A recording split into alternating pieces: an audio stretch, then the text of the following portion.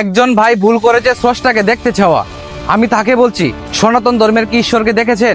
দেখেননি, কিন্তু আপনি বিশ্বাস করেন ছবি মূর্তি বানিয়ে পূজা করা হয়, ছবি রাখা হয় ঘরে মন্দিরে, কিন্তু বিশ্বাস করছেন। আপনার ধর্মকে সম্মান জানাতে গিয়ে অন্য ধর্মকে অপমান করলেন, এটা কি ঠিক করেছেন?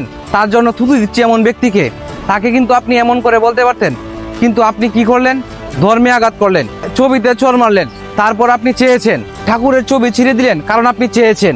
আপনি চাইলে মূর্তি ছবি ভেঙে তছনছ করে দিতে পারেন, আমাদের সস্তা দেবতা তো।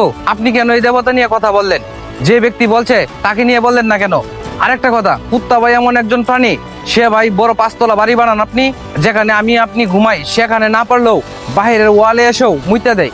আপনি একজনকে বুঝিয়ে বলতে পারতেন, কিন্তু আপনি কি করলেন? ধর্মকে আঘাত করলেন। সৃষ্টিকর্তা কখনো কি বলেছে যে আমার কথা এমন যদি কেউ প্রশ্ন করে আমার ধর্মের স্রষ্টাকে দেখা যায় না, এমন প্রশ্ন করলে তার ধর্মের ছবি ছিঁড়ে ফেলতে হবে, তার ছবিতে চোর মারতে হবে?